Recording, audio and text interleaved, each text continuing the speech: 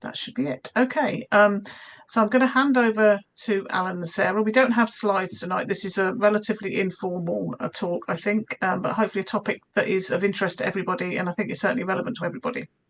So over to you two. Thank you. Thanks, Jane. Good to see some familiar faces on this as well. Bruce has joined and um, Mick as well, which we've crossed paths in the small little sector that we work in. And tree planting is something that Sarah will be covering along the work stream we're doing around natural flood management. So my name's Alan Ryan. I work for West Northants Council, and I'm the program lead for the Rain project. And Sarah Parr is with me, is the project manager. So we're part of the flood and water management team, and I'm glad to say that after quite some time of being quite under-resourced on that to the point of having no team, we're starting to build it back up again, and we now have a team of four in place, looking to extend it as well. So some positive news from the actual flood and water management side of things. The Rain team, although under the flood and water team and work for West Northants, are wholly dedicated to the Rain project. So the Rain project is an externally funded project. It's one of 25 national projects funded by DEFRA and managed by the Environment Agency under something that's called FCRIP. So it's the Flood and Coastal Innovation Resilience Projects. The whole point of these projects is to trial new and innovative ways of responding to flood risk and flood management. So essentially, there's a lot of misconceptions around flood defenses and spend and why things are done or not done and dredging and things like this. Essentially, the dredging one will bottom out now. I think everyone on this call is probably fairly educated. We know that dredging isn't a good thing anymore, but to the general member of the public, they think that dredging isn't done because there isn't any money for it anymore. And we understand better now that actually slowing the flow and the consequences of dredging actually have negative long-term impacts. In terms of building walls and capital schemes, essentially the quick fixes and the easy wins have been done already. So if it made sense to build a wall post 1998 floods in Northampton, for example, they got the money and they did it, and they're effective essentially. But there's only so many walls you can build, and there's only so many times that this is the right solution, and concrete isn't always the best way of addressing a wider climate change resilience. So when capital schemes still stack up and add up and it makes sense to put concrete in the ground and it will be effective, that will still proceed in those processes and funding is still in place. But there's £200 million being spent across the country over a 6 year period with FCRIP to see what else can we be doing, what works better, what works differently. Can we look at addressing flood risk management, flood resilience, and climate adaptation in a different or a better way? So it's more about trialing and innovating rather than just trying something that we know works, which is nice and safe. So you have to be quite willing to take a bit of a risk, to be quite open to taking in feedback from your residents, your local organizations, other projects, things like this, because again, like I say, we're not trying to preach that we have all the answers, and we very much adapted as the project has developed, and we're still very much in that phase of what else can we still actually bring into this. Um, so the project itself, where the innovation kind of lies, is that we're looking to address flood resilience across two problematic catchments that we've got. So there's the Harper's Brook in North Northants and Wooden Brook in West Northants. The issues we got with these areas are there's little pockets of surface water flooding primarily. So we're not talking about rivers bursting their banks. It's more the frequent heavy downpours that we're getting more and more. Drainage networks being overwhelmed. People will blame new infrastructure, it might be climate change, it might be a combination of all the above, but these types of flooding are becoming more and more of an issue for both councils. And like I said, there isn't a quick, easy fix or win to these, which is why the projects were put in place. So we've got the Wooden Brook in West Northants, and that is extends out from the a good chunk of it is around the southeast of Northampton, running right down through a couple of villages and rural areas. Um, Essentially, we have had numerous flood reports in various areas over the years that we haven't been able to find an issue for. Section 19s have been produced. Essentially, the answers generally tend to be that too much rainfall in a short period of time has overwhelmed the network. There wasn't any big failing of anything that was in place. It's just a case of too much water. We have antiquated infrastructure, same as the rest of the country. We're building and building and adding into this infrastructure, and it just simply doesn't cope when you get 70 mil of rain in 24 hours, etc. Recently, the Environment Agency produced a report showing that the last 18 months of rainfall have been the worst since records began. It's just backing up and evidencing everything that I think everyone in this group probably agrees with and understands, and it's not going to get any better. The Environment Agency also updated their surface water risk modelling recently. So NAFRA 1 is previously what they were working off of. NAFRA 2 has just been released at the end of January and was quite a bit of a shock to the sector as it all it's been a huge increase in the amount of properties at surface water flood risk. But this is based on better understanding and better data, primarily, not the actual change in the actual risk, but actually it also has then what the future flood risk will be, which again is we're moving from 4.6 million to 6.1 million homes at risk of surface water flooding. And you can include a 40% 40% increase if you extend to 2050 with climate change.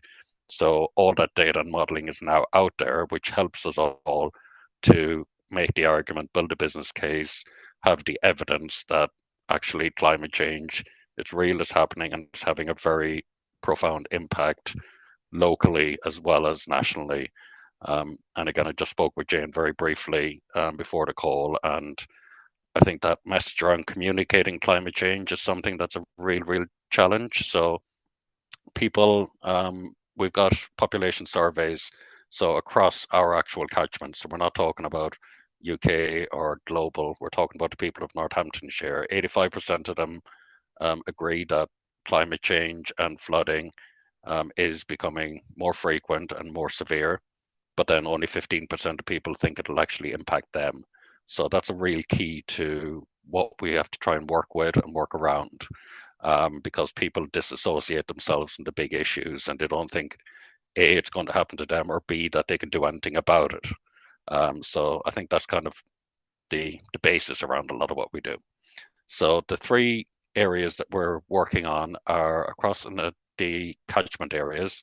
We're looking to work with landowners and farmers, parish councils that have community assets, and the council's land themselves on natural flood management.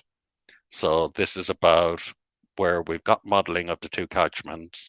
We can look to see, well, actually, is there any NFM, natural flood management, sorry, NFM, that we can put in the ground that might alleviate the actual issues? So things like offline storage, large scale things like wetlands, like we're doing just north of Brigstock, bunds, swales, leaky dams, re-wiggling of rivers, all these kind of measures where we can keep water in fields or flood fields rather than flooding communities and flooding properties.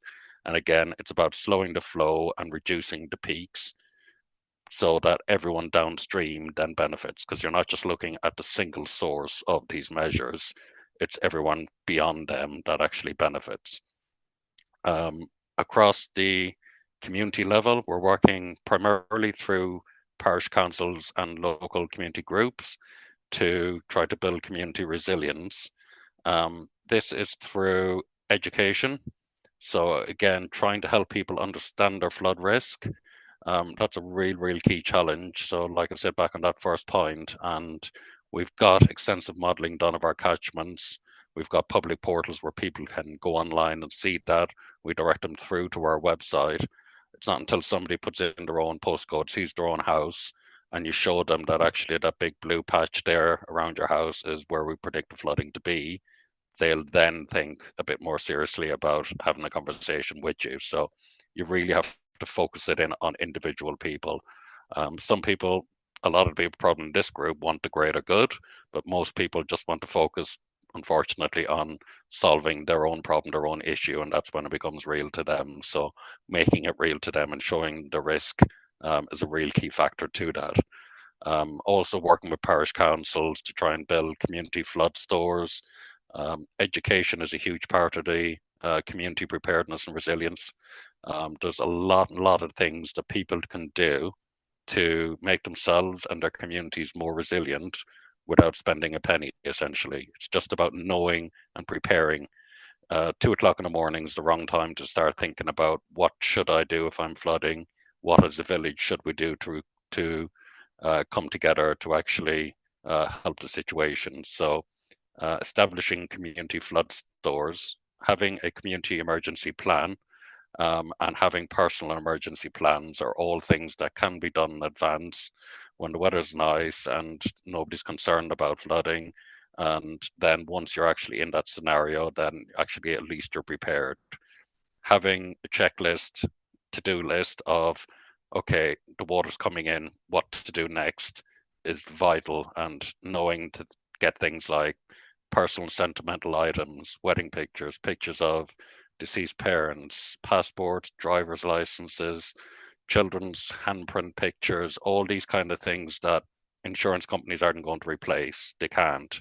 So simply knowing straight away, A, not to store them under a bed, and already have them in a waterproof storage box and pop it on top of a wardrobe, straight away you've got that resolved and ticked off, or else you go get them and do that immediately. Signing up to flood alerts doesn't cost anything, but it buys you that time to then go and implement what you need to do. Moving your car to higher ground, it's usually people's second most valuable asset. The last thing you want to do is stop your house from flooding, go out and discover that your car is actually being destroyed as well. So there's all sorts of things around preparedness that can be done in advance that doesn't cost money, and that actually groups, organizations can help with the residents to advise them on and what to do. We've got the Be Flood Ready Northants website as well, which has got all sorts of information around this, as well as Flood Mary's e-mag and a lot of articles that we've worked with Mary on. She's the national campaigner around for flood victims, and most people are probably aware of her already, but she's also working with us on the RAIN project. The final element then is around working with properties themselves. So we try to address the entire catchment issue. We try to help communities become more resilient, but unfortunately, we also know there are certain properties that just are going to get flooded when these severe events happen. And how can you actually protect them? So, as well as the other two streams, as well as them being prepared, there are measures such as property flood resilience measures you can take to actually protect your property. So, it's about resistance, keeping the water out. So, things like flood barriers, flood doors, um, smart air brakes, protecting your weep fence, all the sorts, non-return valves, all the sorts of ingress to your house, making sure that they're protected.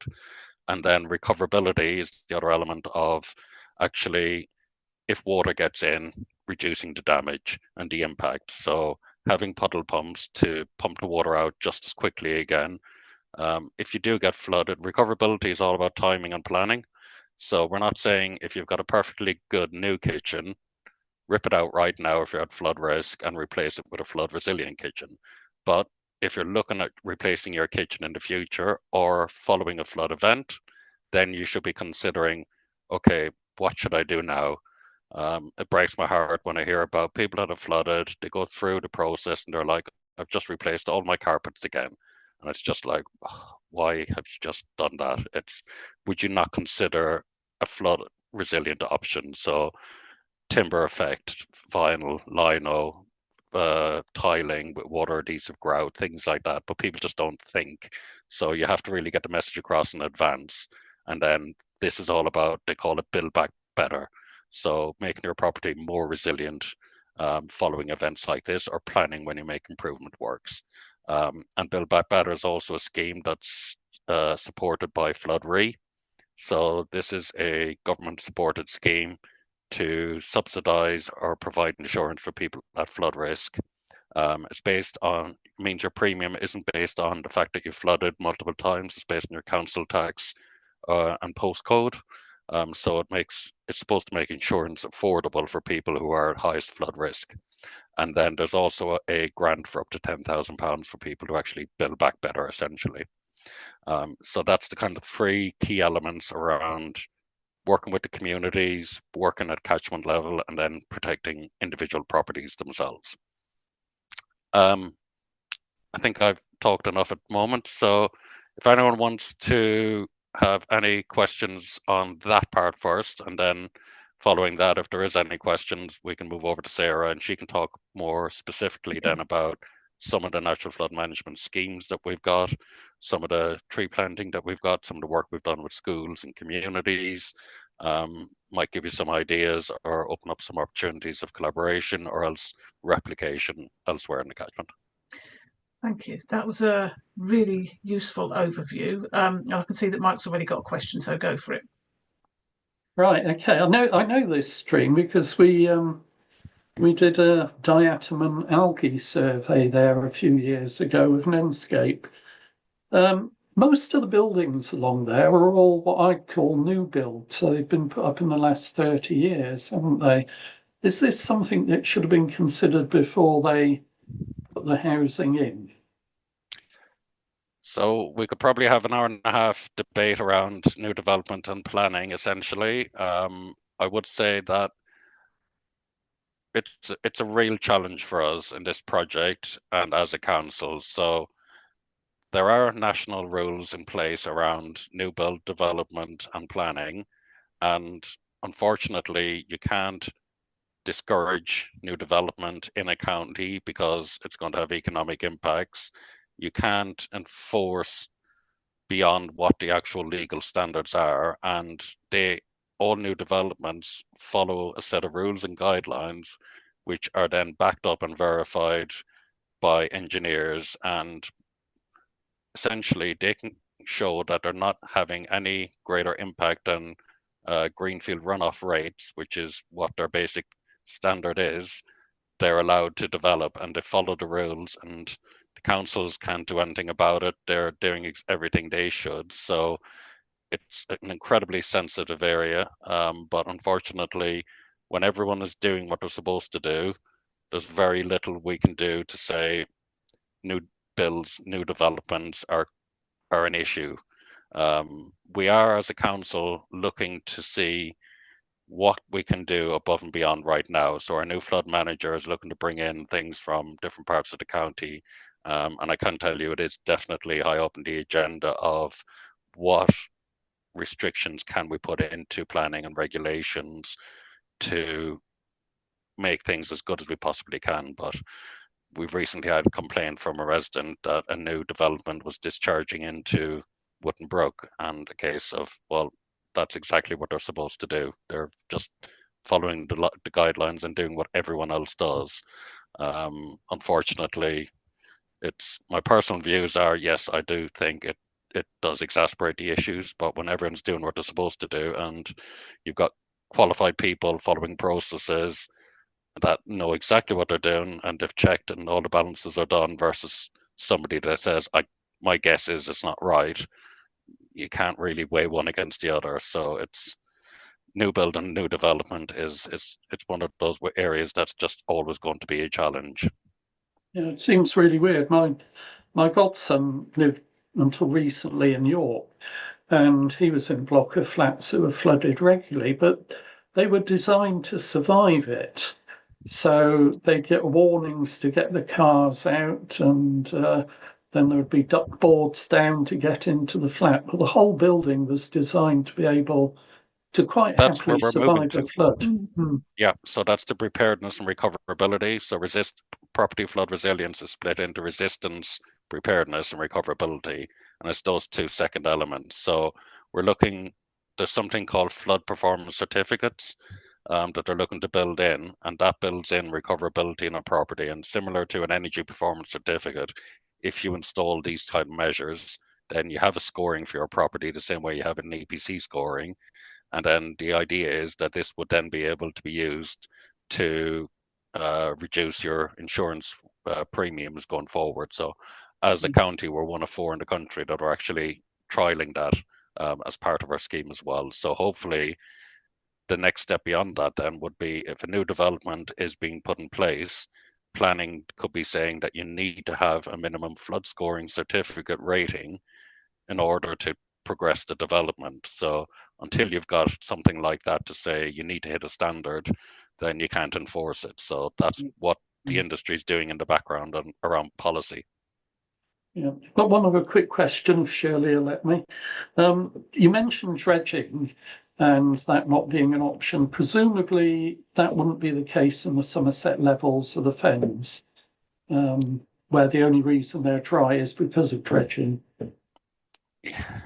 There's always examples and there's always outliers to these kind of things. So I'd imagine that's probably a unique scenario.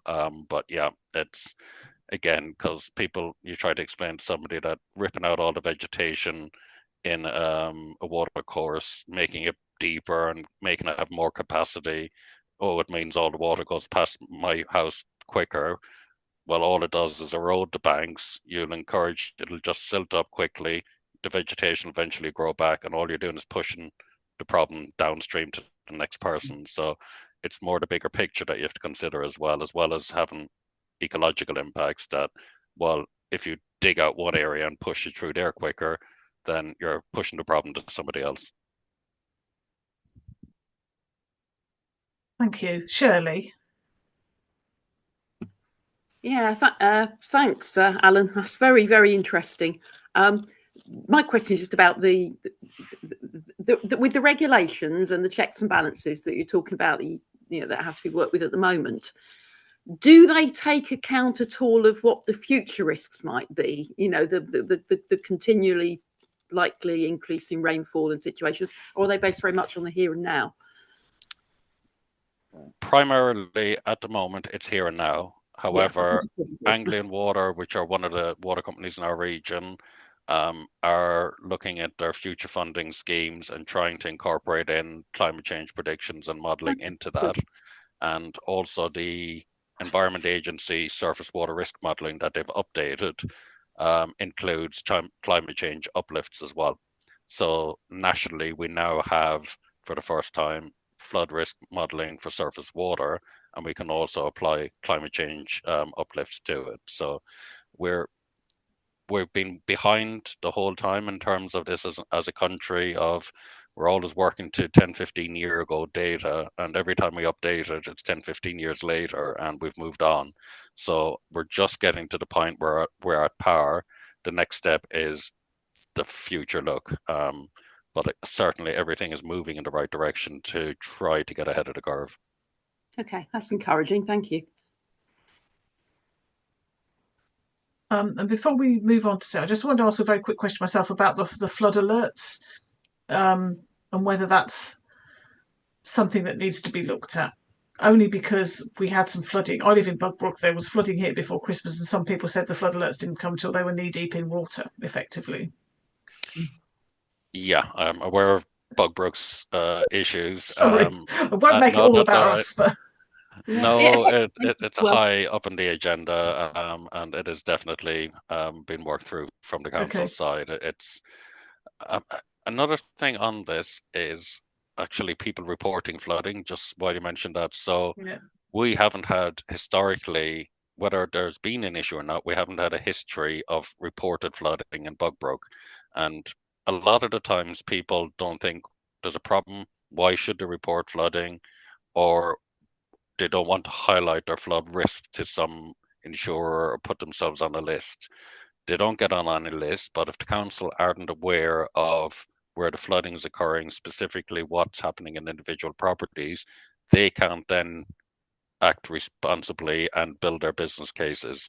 And with Bugbrook, that's a bit of a one that's now come new onto the agenda. So we really want to encourage people to report flooding when it happens through the proper council channels. Because again, a lot of times people go to their local councillors, the councillors come to us, comes in as a complaint, we respond, but they haven't followed the process, and then that doesn't trigger the necessary action. So really important to actually report it through the official channels. Yes, flood risks, flood alerts it's a real problem. So a lot of the time it's either false alerts and then people start disregarding them, or you get them too late. And nationally, it's not something that's just Bugbrook's, not Northamptonshire. It happens all over the place.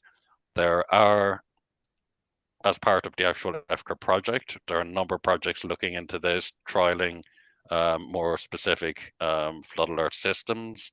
And one of them, even this morning, we're talking about, and they're trialing a new flood alert system where people get updates by WhatsApp, and it goes to various flood groups or individuals through WhatsApp updates, and it's more accurate data based on telemetry. So it is something that's been looked at, it's acknowledged, but unfortunately, it's kind of sits with the EA on a national level. So their current network is what everyone has to kind of deal with and work with. But it is something that they're aware that it isn't always perfect, to be honest. Thank you very much. That's really helpful. Sarah, so I'm just trying to find you on my screen. Yes. Your turn. Thank you. Okay. Okay. Hello, everyone. Like Alan said, it's really nice to see some familiar faces, and actually to see some faces that probably know more about natural flood management than me. So I'm not going to claim to be an expert, but I can certainly tell you what we are doing in RAIN. I lead on the work package 2 element of the project, which is the nature-based, the green areas, the catchment-based approach, which Alan spoke about. And we really started initially looking at the bigger schemes, so talking to the farmers, speaking to large estates, talking to kind of the areas we thought would have the biggest impact. So we got the whole area hydraulically modelled, so we knew where a wetland would benefit a community, we knew where tree planting would help. We had really good modelling for that. So we really hit those places first. So farmers, estates, really large landowners, councils in some areas. And that was done through, we've got a farmer on it. We're quite lucky to have a farmer on our team. So it was really handy for us to send a farmer out talking to farmers, because it really is the best way to understand what they're up against and to speak their language, because I don't know if anybody's done any farmer engagement. We love the farmers we're working with, but they're not always the most easy people to approach. So we really do appreciate the ones that have got on board with RAIN. And we have got a lot of farmers, much more than any of the other FGRIPs. So we were doing something right with our farmer talks. That's slowed down quite a lot now, because I imagine quite a few in the room understand that NFM, natural flood management, takes a long time to come into fruition from initial plans, especially the big schemes. There's an awful lot that you have to do first. And I had no idea how long it was going to take. And it really, we were talking about a wetland sort of in the first 6 months of the project, and it's only hoping to be built this June. So we're talking 2.5 years for it to kick off and actually to get diggers on the ground. So with all that work done, with all that farmer engagement going out to the larger landowners, we are now approaching small holdings, people who have put sort of large plots of land in the right areas, people on the river, people in the right areas of the catchment to make a difference. We're finding, just as an interest piece, that the people we've spoke to so far, and these have been all in the Harper's Brook catchment, have been wonderful in wanting to just help, because there's no kind of business thoughts about loss of land, loss of business, food security, and all those things with small holdings. It's normally they've got a piece of land because they enjoy the landscape and they're interested in biodiversity. So any improvements to that land, any improvements to biodiversity, especially if it will help the community that they go to the pub with, we've found that those are utterly delightful to work with, and we're getting some good schemes out of those as well. After the small holdings, we're also tackling trying to encourage people in their own gardens to be a bit more green. So really marrying our work package 4, which is the property stuff, with our work package 2, which is the natural stuff, and encouraging people to have rain gardens in their own gardens, where we're giving out planting packs. Our newest scheme actually is we're giving planting packs to anybody in the catchment who will create a rain garden to collect the runoff from their roofs. I was at a parish council meeting last night, and it looks like we might even be creating a rain garden in one of the old churches over in the Wootton catchment, which will be really, really exciting. So hopefully lots of those will start appearing all over the place. We've created kind of a cutesy little sign saying just a small plot, but it's doing a lot. So people can start recognising these areas, and each rain garden will be numbered, so everybody will know what number they are. So we've got 4. It doesn't sound a lot, but we've only just launched, and we've got about 30 people interested. So that's another area that we're looking at, and that also we've also looked at, and hopefully we'll launch it November time, is a front garden forest, where we offer a garden tree, a small garden tree for people to plant in their front garden. We're trying to encourage kind of a street party feel, where we come along and help them plant them all on a certain day. So possibly the street that plants the most trees, we can maybe throw them a street party with some pizza, the pizza van and things like that. So we really are trying to just, and that also relates to our sort of community base. So where we've really, where I think we're really privileged with rain, which is not often the case with when councils are working on flooding, we can look at those 3 areas, and they kind of bounce off each other, and they intertwine really well. If you're trying to just do the nature stuff, or you're trying to just do the property stuff, there always seems to be a little bit of something else missing. So we're hoping that people will want to help themselves a bit in their own gardens if we're seen to be doing bigger stuff in the catchments, upstream of them. We are definitely becoming the project in FGRIP for tree planting. We've done more tree planting than any of the other FGRIPs. Tree planting doesn't show much on modelling. So when you model a site, planting trees doesn't always show that it makes a big impact. But I mean, I'm sure everyone in this room knows exactly how big an impact trees have with regards to flood risk. So we're really trying to put as many in as we can. And they're going to be the only thing we can guarantee will still be there in sort of 50 to 100 years. So we're definitely a project for trees. We've just finished doing quite a few community tree planting events. Mick, thank you for coming to so many. We really, really, really, really appreciate the last minute tree planting we did in Wootton, where Mick joined us every day. So thank you. We are still really open to new ideas, and if anybody's got any ideas in this room in particular, it's lovely to come to a room where everybody's sort of singing on the same song sheet about climate, because it's quite rare, because the communities we go out to aren't like that, unfortunately.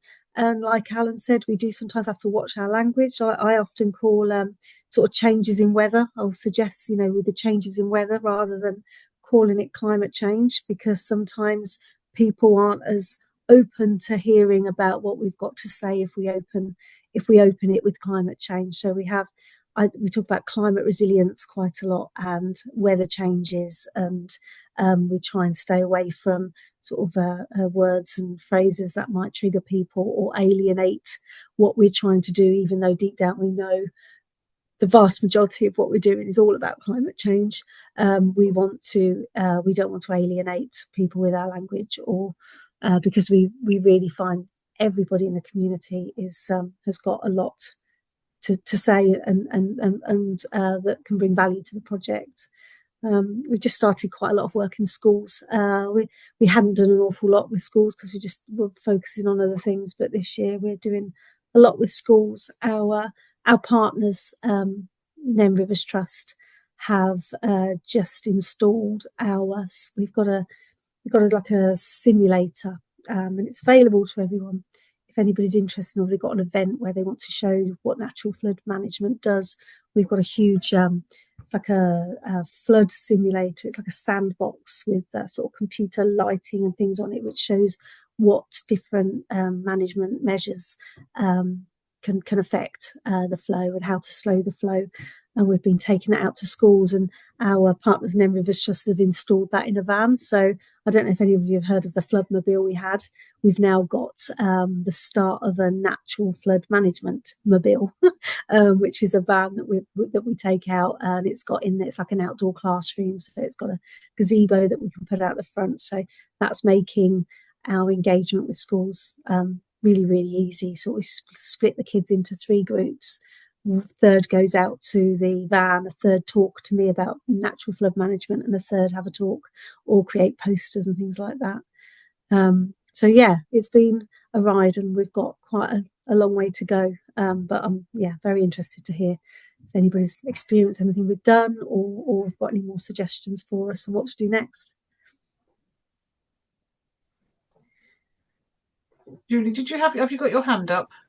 Yes, I'm sorry, I can't find the. Don't worry, it's fine. On here, so, yeah, I just want to add that I'm from Yelvertoft, and Yelvertoft has had flooding issues as long as I've been alive, and I just wanted to share with you what we've done.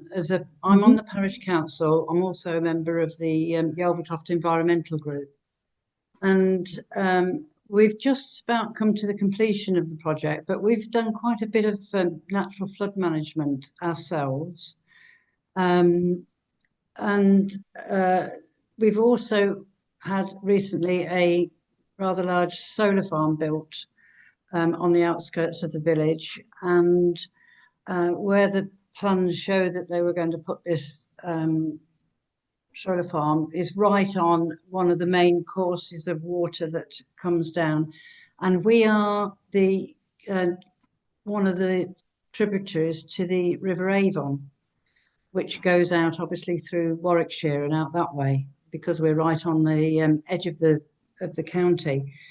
So we, as a parish councillor, I made a lot of noise about, look, you're going to be interrupting the flow of water, you'll be increasing it. We've got all these new solar panels.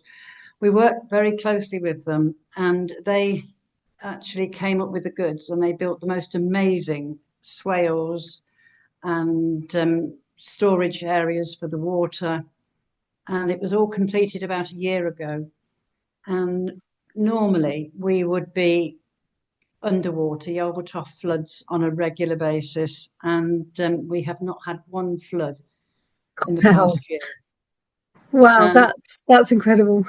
Yeah, we've also, as a parish council and environmental group, we've also built quite a few storage areas of our own with log barriers, and because the parish council owns some land just further round on the village, and that has also prevented water flooding because Yelvertoft's one long big village, and this has certainly helped with the 2 projects. I've had open meetings where I've had displays of everything that we've done, and pictures of how we've done it, and it's been so successful.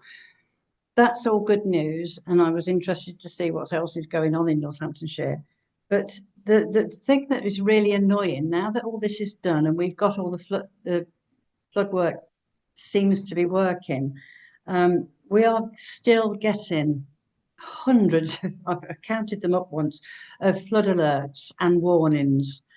And we've got some people that flood so badly that they still can't relax, even though we're not actually flooding. So I asked if the Environment Agency and the council, what can be done just to, can we do have a surface water flood map remodeling on Yelvertoft, so that we can see, is it going to stay dry in your is it going to cope or not? Because that's what our villagers want to know, our residents want to know. So natural flood management, fantastic, it works. And I absolutely love it, and I go and check it on a regular basis. We also have cameras that we can watch as well, so we can see the water rising, and that's interesting because the alerts come in, and I go on my camera, and it's nowhere near the top. It's not going to overflow. So that's all good. It would just be good if we could then reassure our people that we are safe, or a lot safer than we were. Yeah, that sounds incredibly frustrating that the alert system hasn't caught up with the natural flood management. I wouldn't know the answer to it. I mean, it sounds like you've got your own kind of alert system with the camera, so you can kind of see when if things were going to get tricky. That's the Environment Agency that manage that. Right. Okay. Right. So they've got the camera. Did they say right? Okay. That's really. Oh, I wouldn't know the answer without knowing the environment. I mean, if I don't know if I'll jump in. That's Sarah. I've had to step outside my conservatory. Staying away from the baby access has meant my Wi-Fi is a bit dodgy, so I'm just trying to dial in here.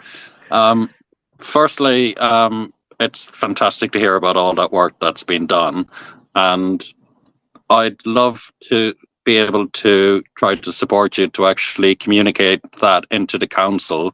So as a council, there's a real push now from the flood team and the sustainability team where we've got a new flood risk management strategy. We've got a tree planting strategy.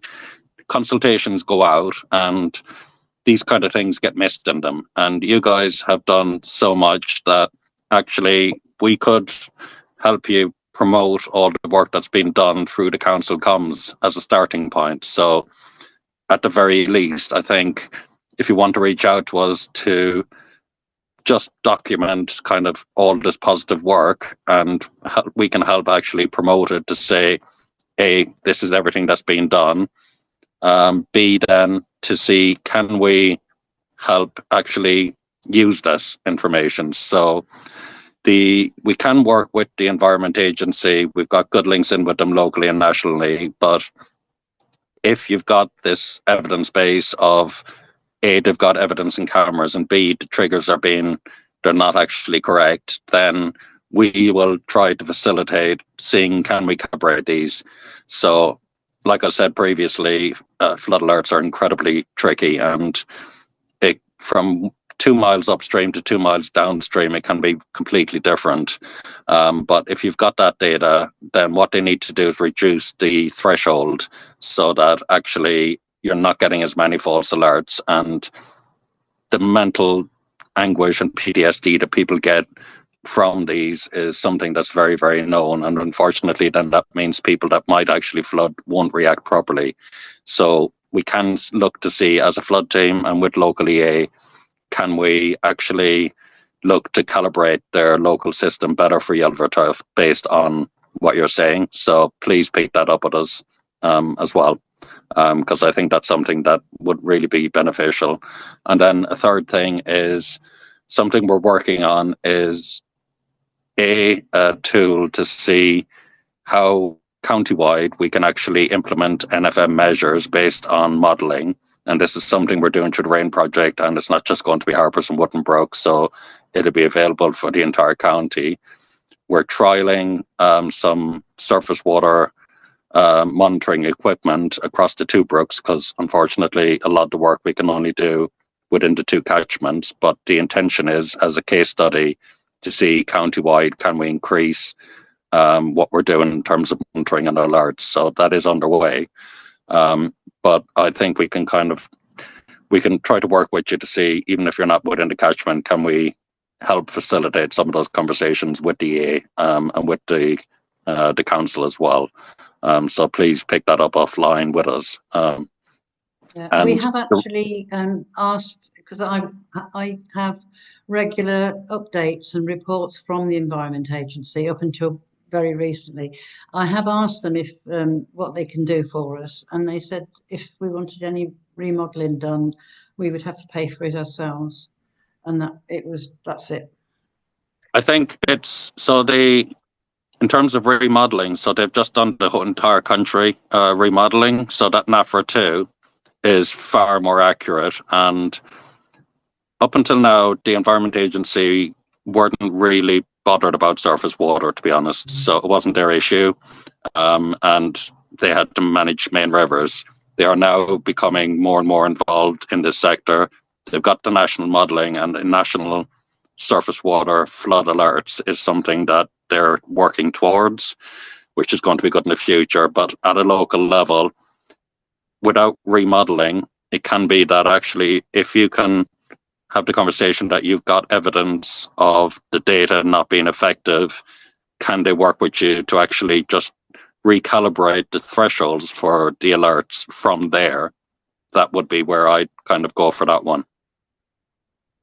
Yes, lovely, thank you. Yeah. And we can be involved in that conversation and try. We can't promise anything, but we'll try to open the door at least. And that kind of moves me on as well to there's certain things we can do within the RAIN project within our 2 catchments that our funding is restricted to.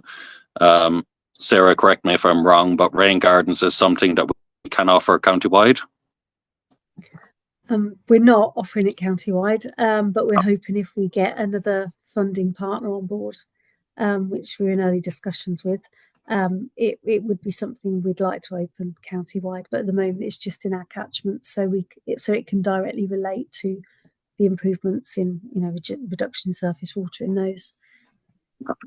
And if you want to mention the countywide NFM funding scheme that we're trying to establish as well, because again, that'll benefit the people wider than our 2 catchments. Yeah, no problem.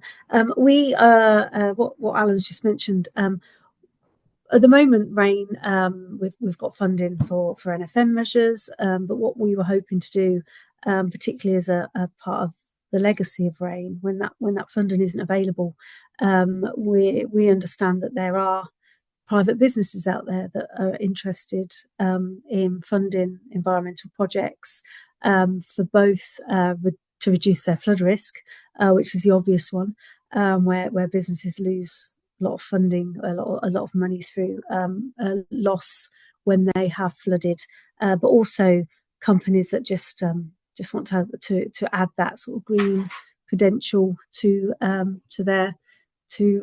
what they can talk about on their socials and things like that. So we're creating a space, a web page. It's being made at the moment where we will highlight projects that we're doing,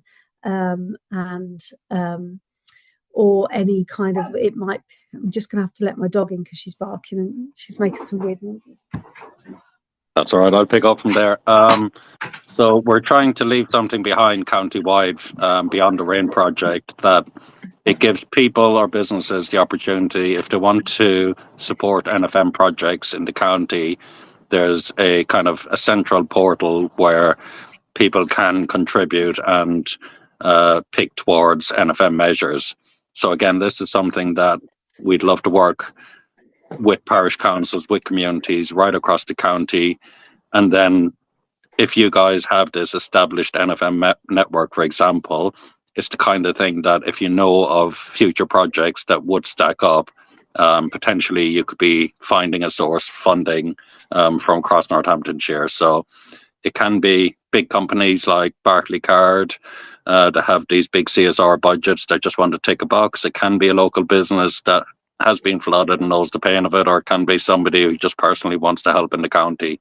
The whole premise is just going to be NFM benefiting flooding within Northamptonshire. Anyone can contribute. They don't have to be from the county, but all the measures delivered would be towards NFM within the county. And I think that's the kind of thing that the group you've got, the wider climate change group could support with. I know a lot of the work that Bruce does. It's the kind of thing that Leicestershire could pick up. And yeah, you're working with the Harper's Brook group as well, Bruce. I'm aware Matthew Hunt is closely in touch with you and trying to support and set up and replicate a lot of the work you're doing. I would be interested, Bruce, to see if it's possible to potentially set up something like that within West Northants and how you've gone about it and how Harper's Brook have gone about establishing this, and is it potentially something that could be expanded to West Northamptonshire? Sorry to put you on the spot, but while you're here, it would seem like a wasted opportunity. Are you there, Bruce? Okay, can you hear me? Yeah. Yes, we can. Thank you. Yeah, can you hear me? Yes. Okay, brilliant. Yes, thank you very much. Yeah, very briefly. Yeah, I'm in Market Harbour, but we get most of our flood water from flash flooding because we've got no soakaways in our clay catchment, a bit like you. And a lot of our flood water comes from Northamptonshire. So we're working with Braybrook and Welford and a big network of people. But what we're finding is because of the lack of funding over a long period of time, the lead local flood authorities, the Environment Agency, the Rivers Trust, and everybody else are desperately short of capacity. So what we're doing basically is learning from people in Calderdale and Stroud and all over the country about how they've solved their problems, and then looking at how we can, as a community who own the risk, can help the risk management authorities such as the Northamptonshire Council, because we're all in this together. It's not a blame game. It's a case of how we can form partnerships and create opportunities for positive change using UK best practice. You know, Leicestershire's done the only natural flood management scheme, the large one that exists on the upper Welland catchment, which includes the Jordan, coming from Northamptonshire, we instigated. It's taken us 3 years to build and get it funded. So we're working with senior executives in the Environment Agency and Anglian Water and East Mercia Rivers Trust and anybody else we can get our hands on to help. And the last point on this is what we desperately need to do is to build this wonderful work that's been going on in Yeldertoft and elsewhere together, so the communities can share that knowledge and then work out how we can best help the risk management authorities. And we're looking at doing that nationally now. We've got a meeting tomorrow in Harbour with Flooded People UK, which has come out of a team of people from the National Flood Forum, because we need to get on with this. We haven't got time to wait. Market Harbour is the second most flood risk town in Leicestershire. The Leicestershire Lead Local Flood Authority are dealing with over 900 properties that have been flooded. We've got 2,300 properties at risk in Market Harbour, and most of that is due to they built Market Harbour in the wrong place. It's in a clay basin. And so, last point, we've now got 20 flood wardens where we had none 2 years ago. We've always flooded, and we are reducing our flooding by managing the flood risk assets that belong to other organisations, but they don't have the capacity to manage them. So we're checking our road drains, our swales, our SUD systems, our flat valves on the river, our flood basins that we've found two serious problems, are trash screens that block in 15 minutes to 2 hours and flood properties. All those things, we're getting the local neighbours to check them, and that's working. Anyway, thank you very much.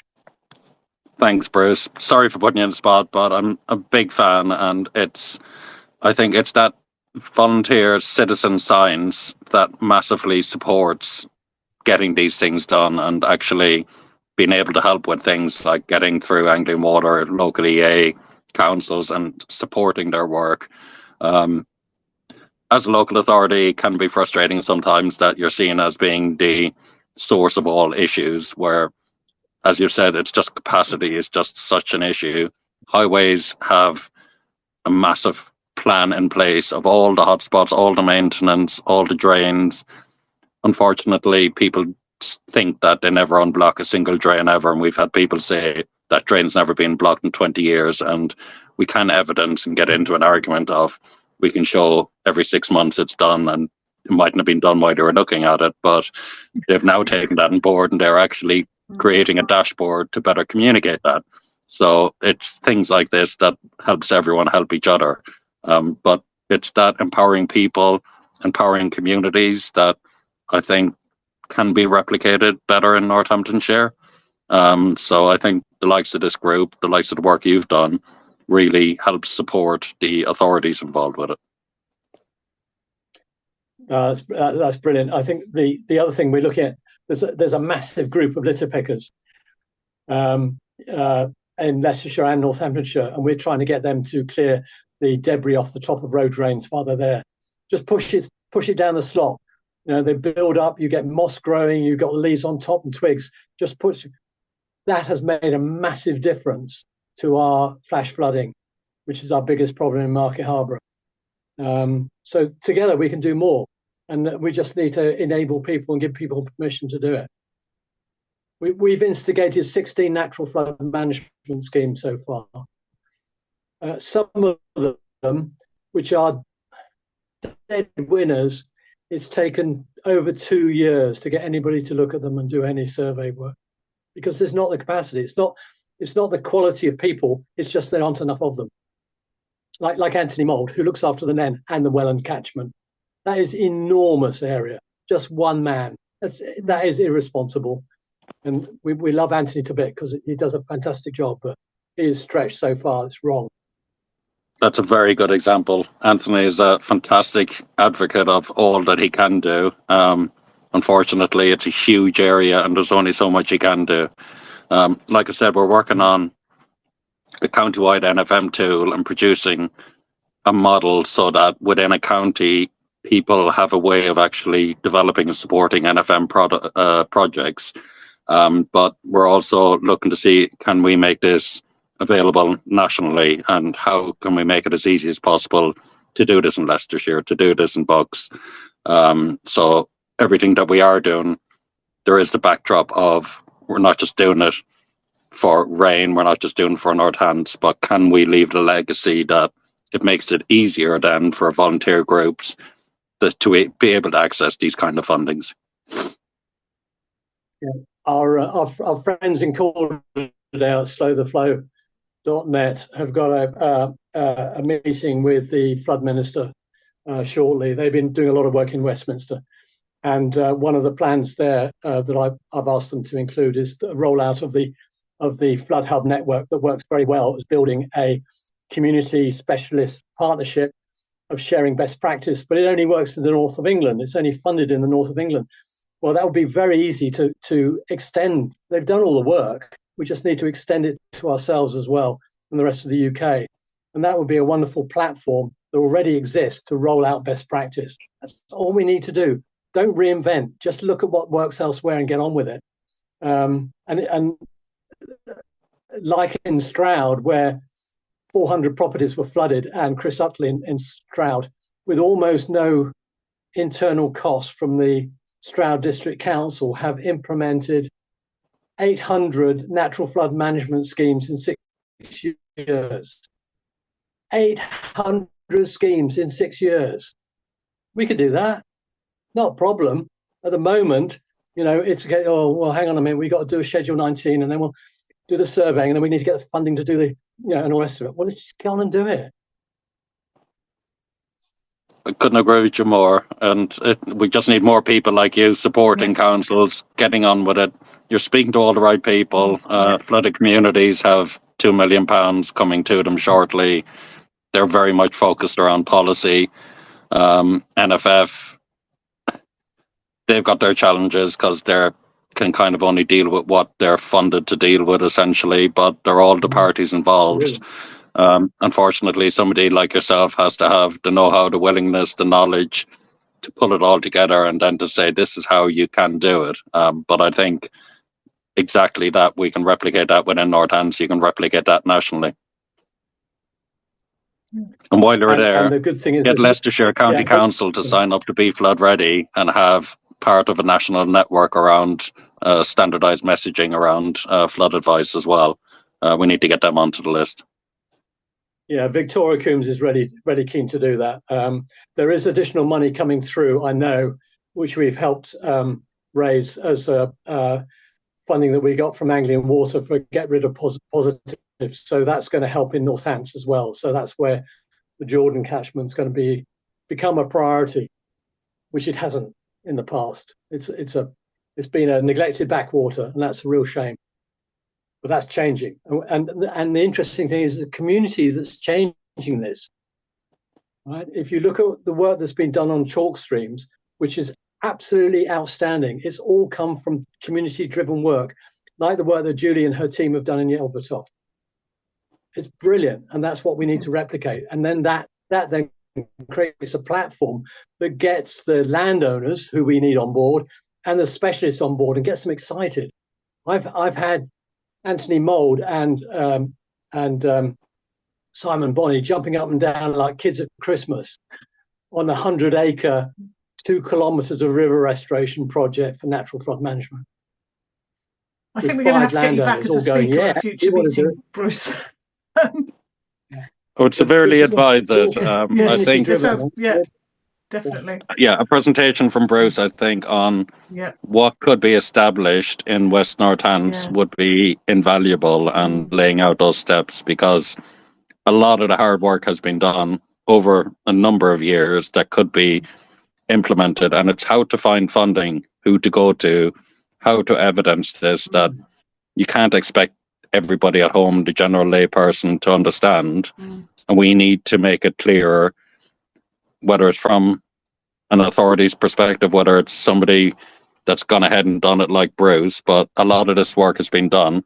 And I think the real positive is that this group itself has the power to go and actually make real significant change by tapping into some of these best cases from across the country, from Calderdale and things like that. So that'll be the ultimate aim, I think. Yeah, it's brilliant. Thank you. So I'm conscious we're getting our story. Sorry. Yeah, sorry. Just one last thing, Jane, if I may. We put our story on Carbon Copy, which is on the CAWN website. So Carbon Copy. That's brilliant. I'll shut up now. Okay. I talk too No, much. it's fine. It's fine. Thank you very much. Thank you. So I'm going to come to Rupert first, because you haven't asked a question before. So what's your question, Rupert? You're on mute.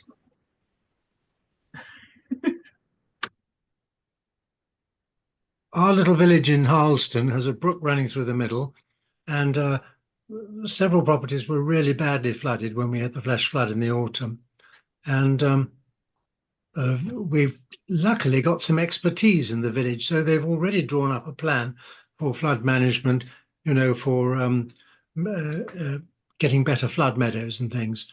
And yesterday I was down directing the local landowner to get some stuff out of the river and to actually build a restriction so that the water will go on his flood meadow properly when it's needed, because ever since the flood, his flood meadow has been flooded. And I said, well, there's no point having a flood meadow wet before the flood comes. You need to have it dry so that when it floods, it can take up the water. But I would love to go and see Julie in Yelvertoft if I could, and perhaps I could arrange it through Rosie or Councillor or somebody like that. And I'll contact you anyway in due course. I've got a question. I think it's for Sarah, but I'm not sure. On a flood meadow, is it better just to have it as grass, or do trees help, or they're best? How do you manage a flood meadow in normal times? There are people that their whole job is. We can't really hear you very well, Sarah. How about now? That's a little better, but not much. Sorry. That's it. Is that better? Perfect. That better? Okay. Okay. Well, there are experts that could take a long time to answer that question.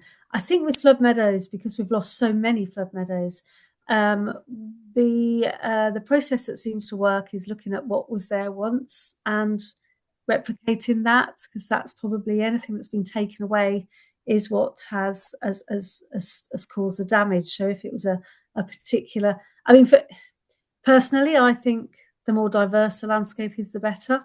The last thing you'd want to do is let it turn to scrub or to be a woodland. So if you're after a grassy flood meadow, then you would need to do some sort of maintenance on it to keep it that way. But I don't think you could ever say putting a few trees on there to add diversity and changing the mix of the seeds that you're putting down to encourage more diversity would be a bad thing. but like I said, I think they do refer. I think each flood meadow can be quite unique, and they do refer to what was there previous. So I know that they look at old records to see what was there to try and replicate that. But I wasn't really asking about the diversity. I was just asking what takes up more water. Is it just plain grass, or is it a field with some trees in it as well, or willows or something? Is it a good thing to put those in, or better to leave it just bare grass and the sheep? Obviously, you've got to get the sheep out of the way when the flood's coming. So if you've got a slope on one side, the sheep will find it. Yeah, if you've got sheep, the grazing side of flood meadows is something that works particularly well. So if you've got cattle or sheep that you want to graze on there, then obviously anything that they would eat, you'd put in there. I mean, obviously willows are probably one of the trees that soak up the most, but they may damage some other kind of asset you're trying to save there. So I think they're always unique.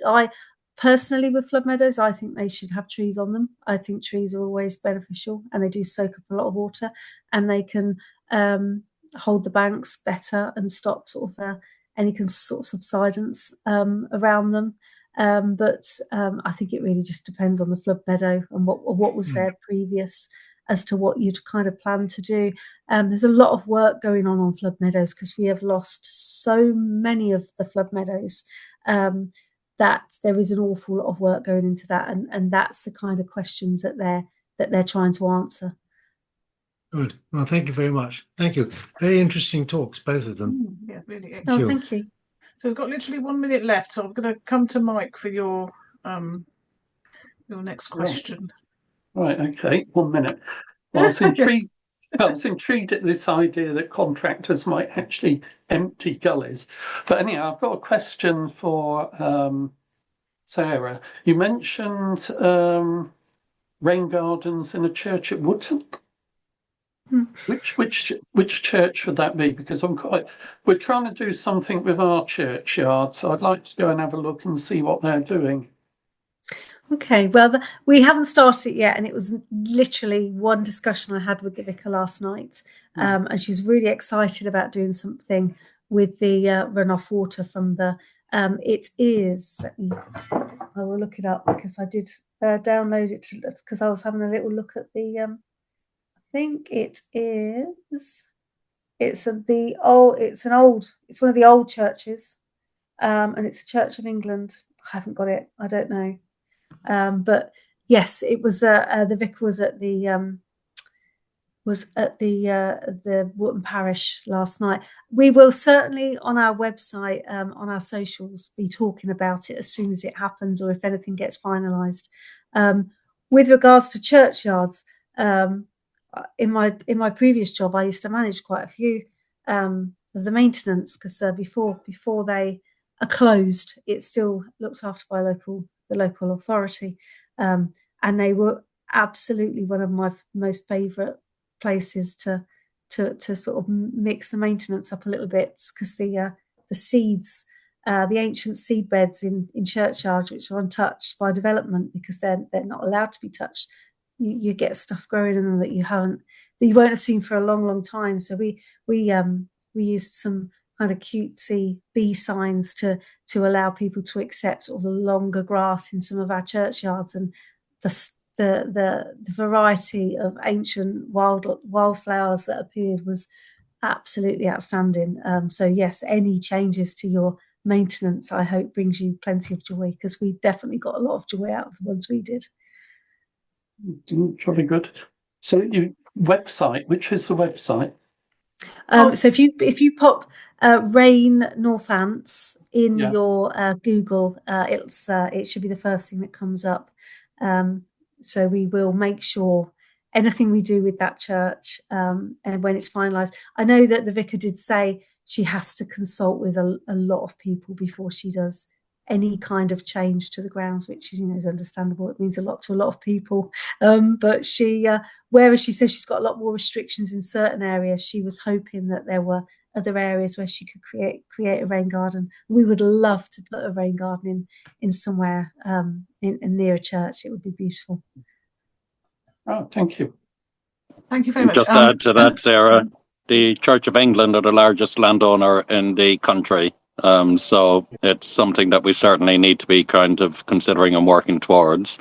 But also just to final note that, yes, big developments have these huge impacts, but actually groups like this, volunteer groups, things like that, we need to consider that every single property is also accountable, and we're all contributing towards hard standing.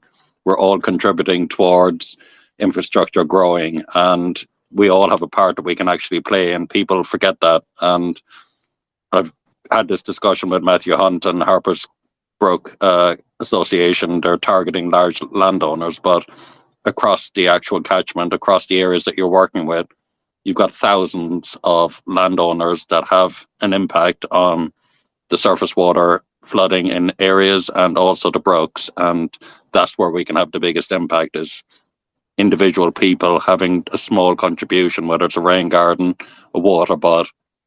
A water butt may take 50 litres out, a rain garden may absorb another 100 litres. Individually, it doesn't sound like much, but do it 10 times, do it 100 times, do it 1,000 times, and suddenly you're having that citizen science impact. And I think that's kind of a lot of what kind of Bruce works towards as well. Is it's not just the big picture of, yes, you can do the big stuff, but actually individually educating and helping people understand how they can have their own impact is what can be a real significant way of actually, without having funding, without getting into policy and without getting into big development, there's a lot that can be done, which I think needs to be focused on more. Yeah, I think that's a really great message. I think it's one that we're continually trying to get across to people in terms of climate change more generally. That it might seem like a massive problem, but if you just concentrate on what you can actually do locally, every single thing does make a difference. Because every single thing that we're doing in the other direction has made a difference, hasn't it? So if you've got to start moving the needle the other way, it's really simple. But thank you both very much. I just wanted to say that, so I'll send out a link to the RAIN website with the meeting notes, Mike, so in case you can't find that, but that will be on there, along with any other useful links that you might want to add in. Alan and Sarah, thank you so much for your time. I think everybody would agree that's been an incredibly interesting and, really practical talk. There's a lot that we can take away from that for things that we can do, and that both as a group for Climate Action West Northamptonshire and within our own local communities. So that's been fantastic. Thank you so much, and I'm sure we'll all be tracking what you're doing in the future. No, thank you for giving us the opportunity, and please just follow the website, follow what we're doing on social media, because it gives you the opportunities to get involved in these things. And I think as an action point from our side, we'll try to put together something around specific practical points that can be taken for our communities outside specifically of RAIN that will help with local resilience. So we'll put together a bit of an action list on these are all things that can be done. That's brilliant. Thank you so much. Thank you both. And thanks everybody for coming. As usual, I'll put meeting notes out in the next few days, and the recording of this meeting will be up on our YouTube channel for anybody that wants to watch it back. Thank you so much. Thank you. Thank you. It's been a pleasure. Bye. Thank you. Bye. Thanks all. Bye-bye. Bye. Thanks. Bye-bye.